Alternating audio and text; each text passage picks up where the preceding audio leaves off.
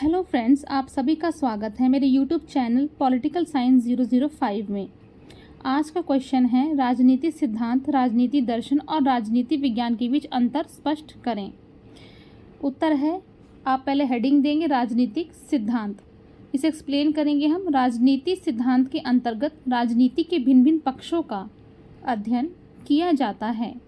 राजनीति का संबंध मनुष्यों के सार्वजनिक जीवन से है। राजनीति सिद्धांत की मुख्य समस्या यह है कि मनुष्य अपने स्वभाव से ही उत्तम जीवन की तलाश करता है और उसमें अपने जीवन को उन्नत करने की अनंत संभावनाएं पाई जाती हैं। यानी कि एक मनुष्य जो है वो शुरू से ही अपने जीवन को उन्नत करने के जो है नए नए तरीके जो है खोजता है। इसके साथ ही वह अपने जीवन को उन्नत करने के जो है उसमें अनंत संभावनाएं भी पाई जाती हैं। ठीक है। अन्य प्राणी, पशु, पक्षी, कीट, पतंग इत्यादि प्रकृति के निर्विकार नियमों से बंधकर पैदा होते हैं, निश्चित ढंग से बड़े होते हैं और फिर मर जाते हैं। यानी कि जो पशु पक्षी होते हैं उनका एक समय होता है, टाइम पीरियड होता है और वह बंधे होते हैं कुछ नियमों से। निश्चित ढंग से वह बड़े होते हैं और फिर वह मर जाते हैं। वह अपनी कोई सभ्यता या संस्कृति विकसित नहीं करते। यानी कि पशु पक्षी जो होते हैं उनकी ना तो कोई सभ्यता होती है और ना ही कोई संस्कृति होती है और ना ही वह इस तरह की कोई संस्कृति विकसित कर पाते हैं। ठीक है, आगे बताएंगे हम।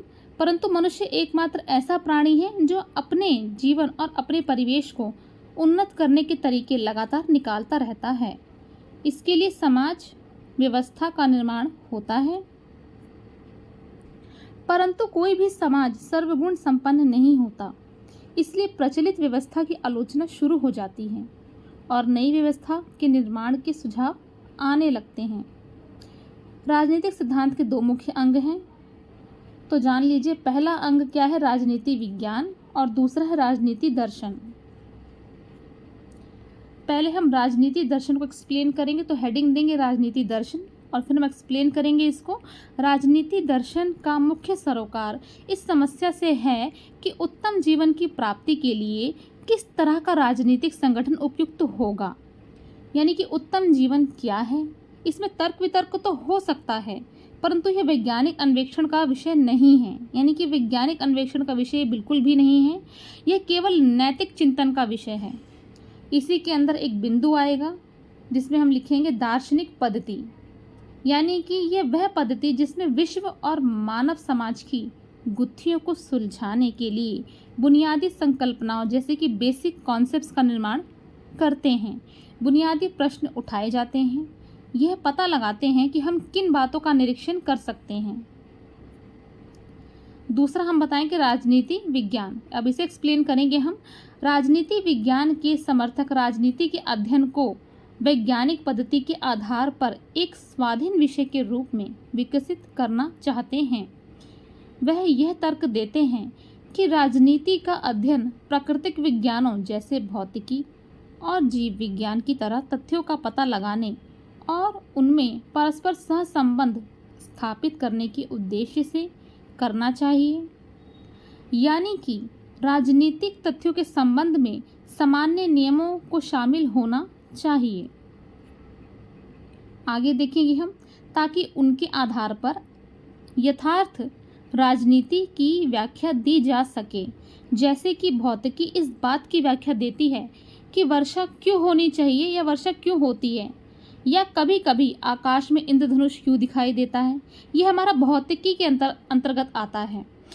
और इसमें दो बिंदु हम लिखेंगे आगे, लेकिन पहले हम एक हेडिंग देंगे।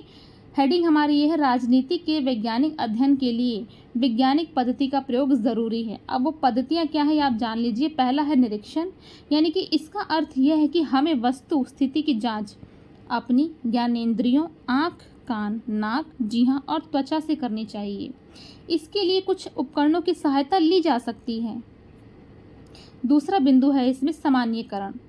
इसका अर्थ यह है कि हमें अपने निरीक्षण के आधार पर भिन्न भिन्न तथ्यों पर परस्पर संबंध या सहसंबंध का पता लगाना चाहिए और इसे सामान्य नियमों के रूप में व्यक्त करना चाहिए।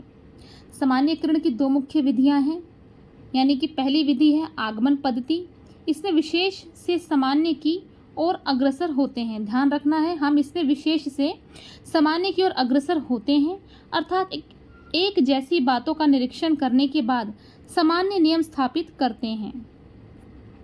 दूसरा है हमारा निगमन पद्धति, यानी कि इसमें सामान्य से विशेष की ओर अग्रसर होते हैं। क्या होते हैं? इसमें सामान्य से विशेष की ओर अग्रसर होते हैं, अर्थात सामान्य अनुभव के आधार पर कोई सामान्य नियम सोच लेते हैं, फिर निरीक्षण के आधार पर उसकी पुष्टि या खंडन करते हैं। यह ज़रूरी है कि सामान्य नियम सब जगह लागू होता है।